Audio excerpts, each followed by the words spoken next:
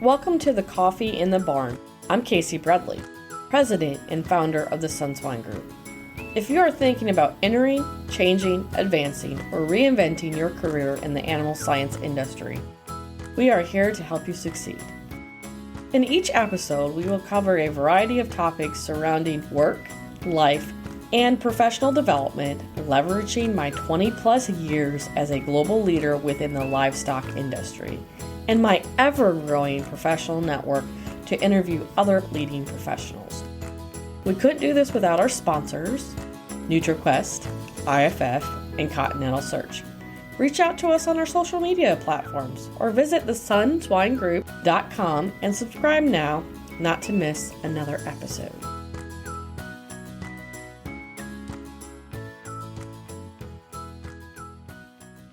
Hey guys, it's Andres Moneo, your host for today's episode of Coffee in the Barn. Have you ever considered how important it is to expand your network, but you still haven't figured out how to do it? Well, today, networking expert Ashley Owens from Ashley Assist will teach us in a two-part episode how to build your network to succeed, tips on how to start a conversation, and of course her amazing sense of humor along the way. The segment for today's episode is taken from one of our recorded webinars, Networking Like a Boss with Ashley Owens, which you can find on our YouTube channel, Animal Science Office Hours. Remember, don't forget to like, share, comment, and subscribe for future episodes. So today, to educate us all on tactical networking and how to network like a boss, please welcome Ashley Owens. Thank you, everybody, for being here today. If you don't mind turning your cameras on, I'm super shy. So we're going to talk about networking like a boss. And what this really means is being very tactical about your networking activities, because sometimes networking just sucks. Sometimes it's real tough.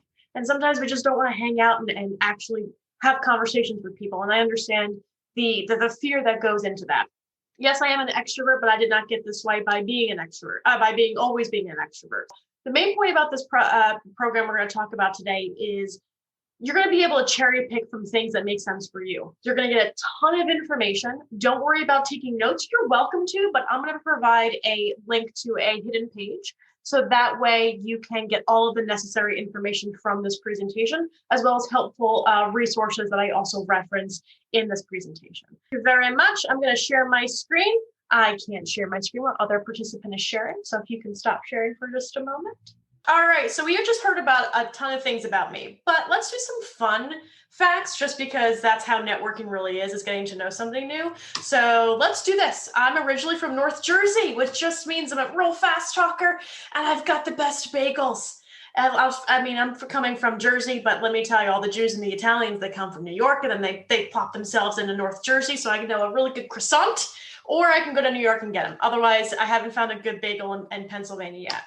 I have no kids, a very fat cat, so if you hear a small child crying at some point during this presentation, that is my fat cat wanting second breakfast. Just ignore him like I do. Previously, I was a celebrity personal assistant, which just means I have a lot of therapy bills and I know how to navigate New York pretty well. I've competed in CrossFit competitions. Honestly, when I was really good at it, I could deadlift 225 one time and then cry in a corner quietly. But I came in 31st place out of 34 in a competition, which just means I survived it.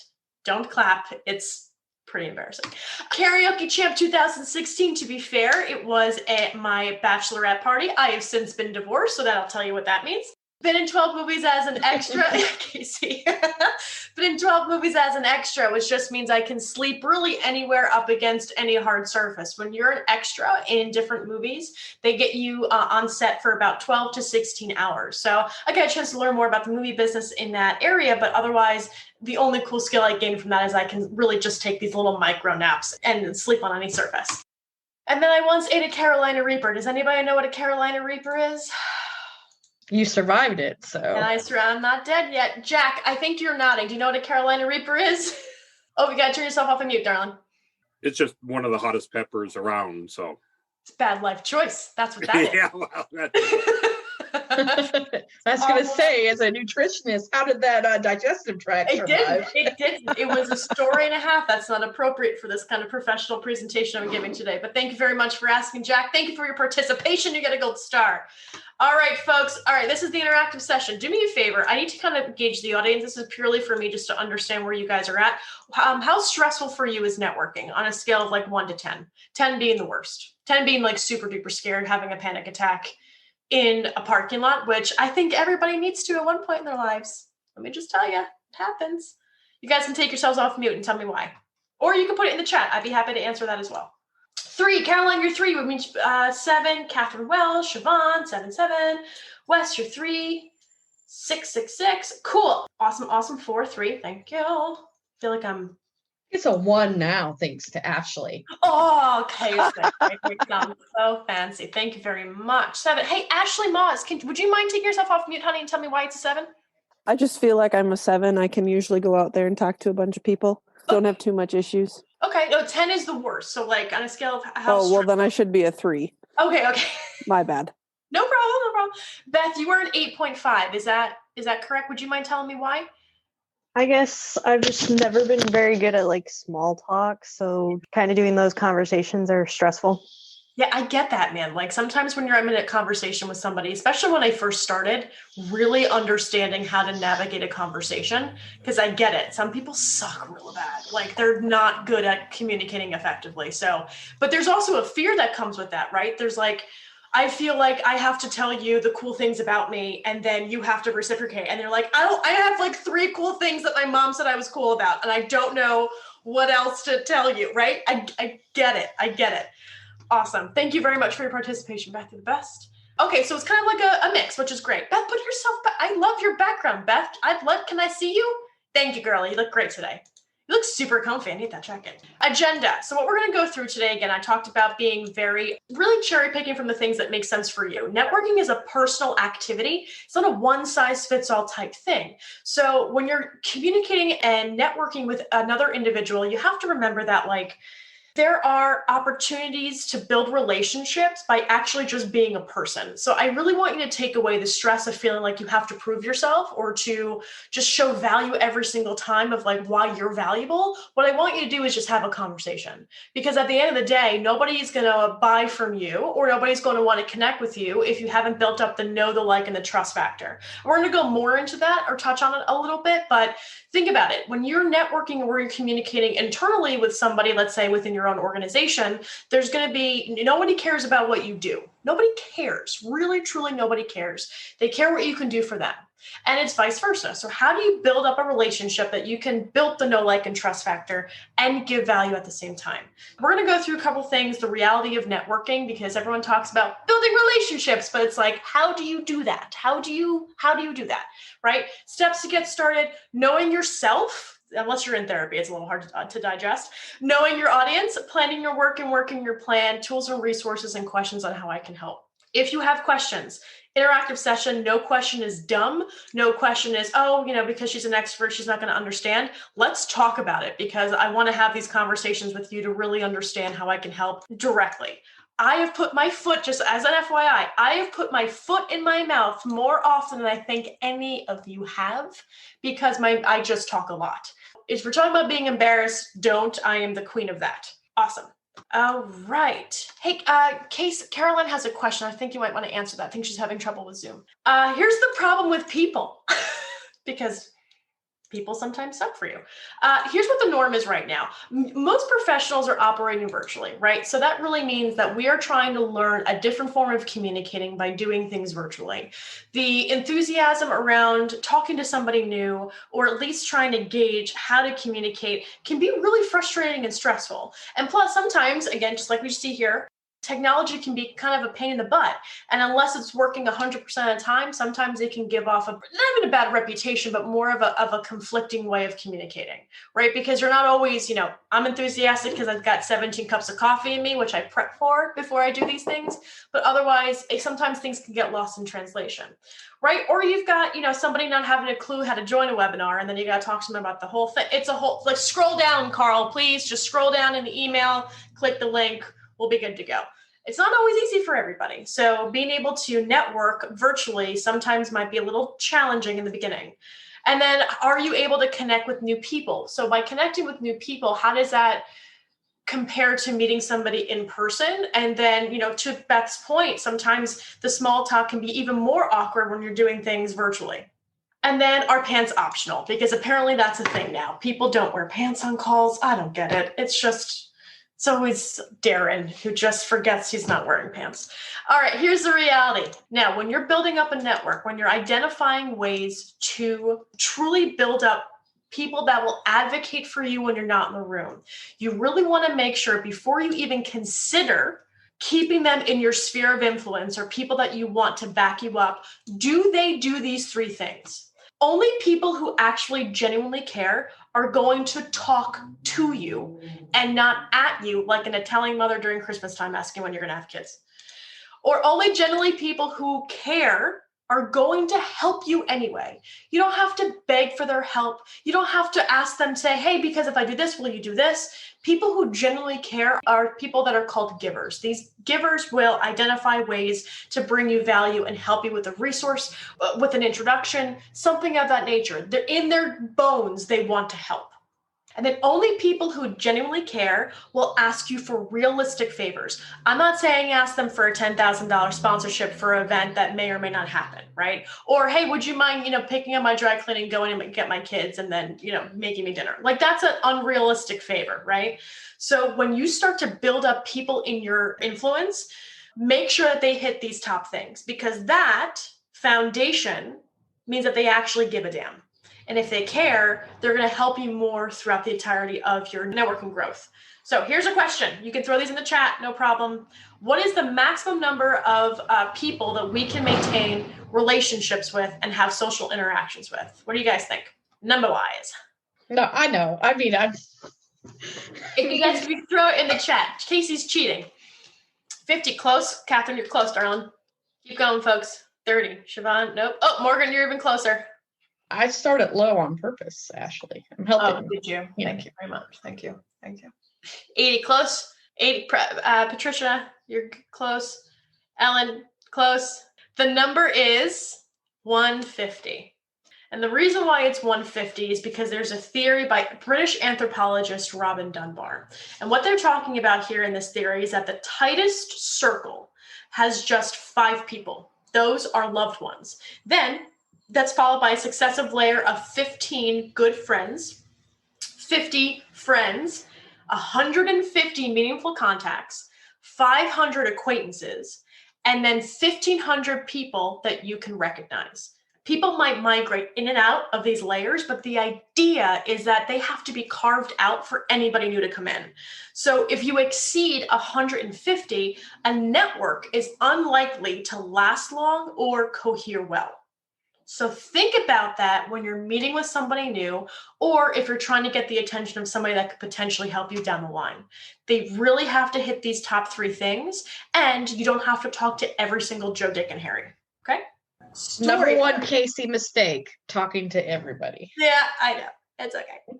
So here's a story time, right? So now that you understand like what your boundaries are for keeping people like in your network, let's think about the way that you're communicating and why it's important to be able to communicate effectively with these people. So let's talk about a story. So everyone knows Paul Revere, right? You all know Paul Revere. He rode from Boston, 1775, rode north, raised a militia, right? He sounded the alarm for the Revolutionary War. William Dawes did the exact same thing, except he rode south, which doesn't really matter in this instance, but his messaging was the same. The reason why history remembers Paul Revere is because Paul Revere was an information broker. An information broker is a person who occupies a key role in a social network by connecting unrelated groups of people. So when he targeted well-connected people during his ride, the news then spread, wildly and very quickly. William Dawes was not an information broker. He didn't know what doors to knock down and when he entered that small town. So the moral of the story is take this into consideration with your own skill sets, with your own businesses, with whatever you're working on as of value. If that information is not delivered to the right people, it will fall into obscurity just like William Dawes. Now that you guys have an understanding of why you're communicating effectively, let's think about what your networking goal actually is. So everything on this page that you see here, these are identifiable networking activities. It's not just picking up the phone and talking to somebody. It is actually identifying ways that you can continue to maintain and nurture the kinds of people you already have in your network. But to do that, you need to build engagement on your LinkedIn profile. If you're a subject matter expert in your field, or even have thoughtful, intentional content that you know you can put out, that's what you should be doing on your LinkedIn profile because people are checking you out. Are you staying in front of your current network with, again, that thoughtful content? So if you've got a really great article that you've written, if you've done a podcast, if you've done Casey's podcast, whatever it may be, keeping in front of your current network by connecting with those right people on LinkedIn is a great way for them to see what's going on. Are you building new professional friendships? Again, low-hanging fruit is very important to build up your tier 1 and tier 2 people when it comes to building a network. However, are you building new professional relationships, which means that you have to support them in some way? Commenting on their article, reaching out to say, hey, I've got this event or this networking group I think you'd be really interested in. Providing value is the foundation of networking. Are you reaching out to past clients or vendors or colleagues and checking in? Now, I'm talking about checking in as you're going into the conversation hot, which means that you've got a resource or a tool or something that you can share with them that could potentially help them grow their business or just help them personally because you took the second to think, how can I really make this person's day? Are you learning and developing a new skill from a local subject matter expert? Guess what? Subject matter experts right now have no gatekeepers because everyone's home. So if you go and reach out to them via LinkedIn, send a message, Casey has done this before, and just started the conversation to say, I would love to learn more about how you got started in this business or your thoughts on this from the article that you wrote.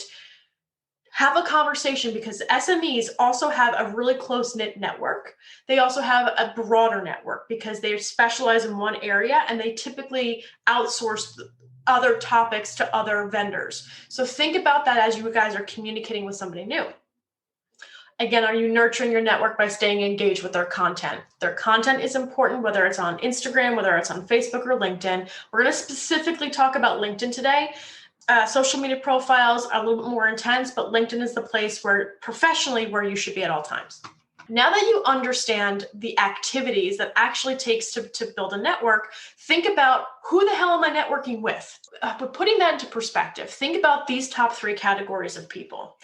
Strategic partners. These are people who complement your industry. So for example, a real estate agent and a divorce lawyer are fantastic strategic partners because when somebody's getting divorced, typically they're downsizing or upgrading depending on the agreement. But they're able to share clients throughout the timeline or the phase that client is going through. So if someone's getting divorced, they're typically going to need a financial advisor. They're going to need somebody to sell their house. They're going to need somebody to work with on the lawyer front.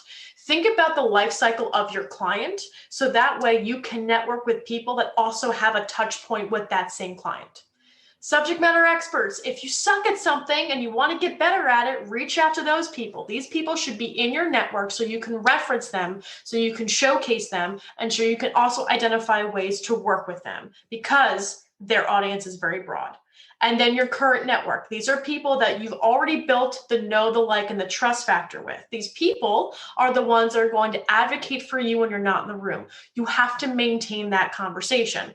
As you're figuring out who to network with, it's got to go through these top 3 areas. Can I give an example for them as a graduate student? Because they're not selling today, a lot of them. So you're a subject matter expert. I think Melissa's on here. I'm not sure if she's on here, but she's studying enzymes in beef cattle. When I was at AB Vista, I think we supported her master's thesis, for instance. And so use that network, that's going to advocate for you out of the room. When you're looking for a job, AB Vista may not be hiring, for instance, but hopefully somebody, hears of a job and says, well, I know this really great graduate student coming out, connect with her. And that's kind of really what I'm trying to do is connect you guys with a great recruiting firm to help you find your new job. And then I'm also advocating for some of you outside of the room. So by connecting with me, but you're looking to get a job, where do you want to work at? build that network around people that's in that industry, in that type of job that you want. Connect with them, because they're going to hear about jobs that will come open and potentially help you get those jobs. Everybody knows me as an enzyme person or a sow lameness person, but if I'm not selling the right ingredient, I advocate for people who are selling the right ingredient. You're advocating, we are going to become subject matter experts, or we're known as subject matter experts, but we don't know everything. So you need to have a good portfolio in your network of people who do know, so you can help. And that's what makes stronger relationships.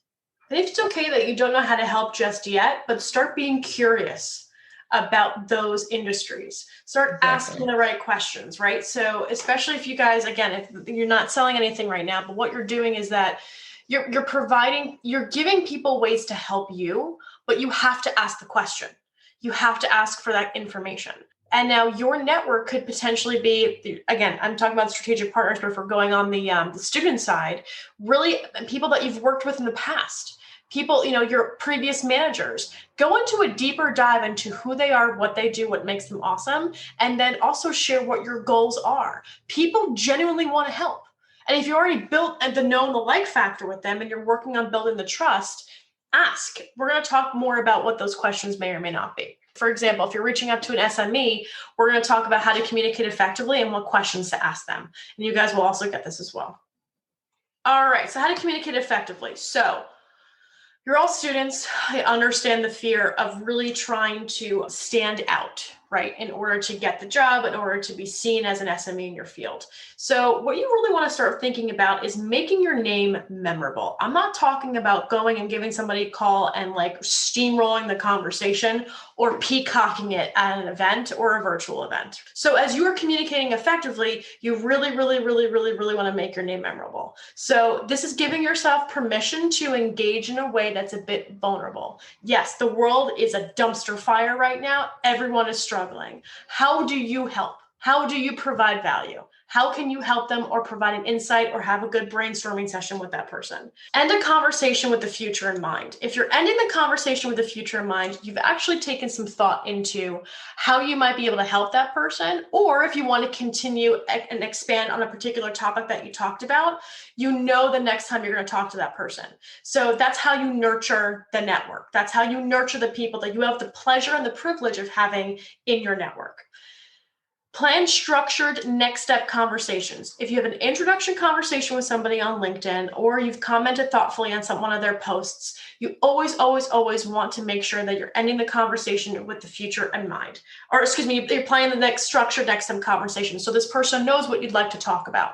They can become a mentor halfway down the line.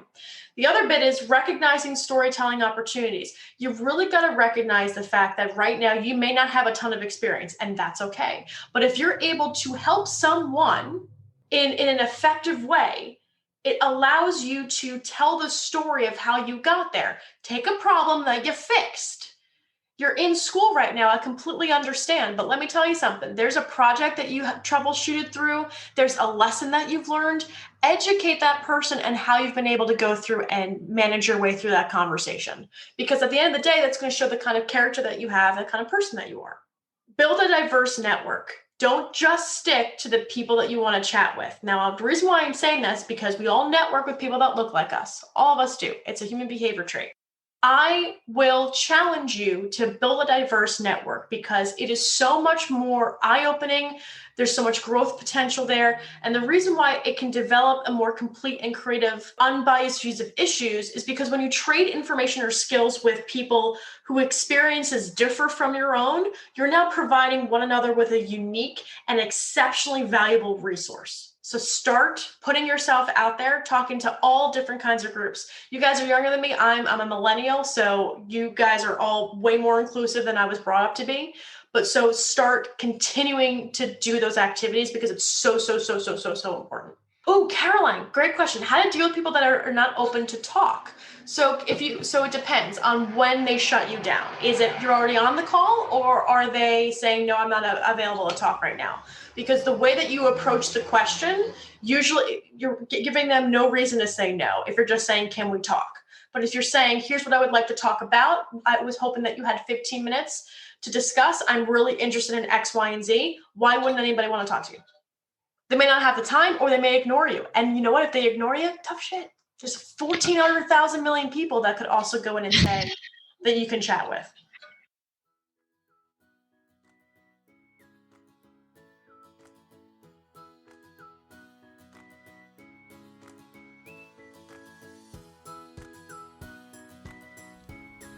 We hope that you enjoyed this discussion. You can watch the replay of this webinar, along with the rest of our webinar replays, on our YouTube channel, Animal Science Office Hours. And now we would like to also thank our sponsors once again, NutriQuest, IFF, and Continental Search. We are gracious that you support us in this journey. Before we go, are you finding it difficult to create your own version of success? Do you even know what success looks like for you? Well, if you don't, I suggest that you reach out to the SunSwine Group by visiting our website and booking your free next steps. We'll discuss your career and how the SunSwine Group can help you navigate that. Because our model is simple. We make pigs and dreams fly. Our mission is to share knowledge to mentor future leaders and transform innovation while creating a neural network of expertise to help any person, including you, any animal, or any company succeed. Thank you for listening, and don't forget to check out our socials. Find us on Facebook and LinkedIn at Coffee and Careers in Animal Science, or Instagram at coffee.and.careers. And remember, life is short. Drink your coffee in the barn.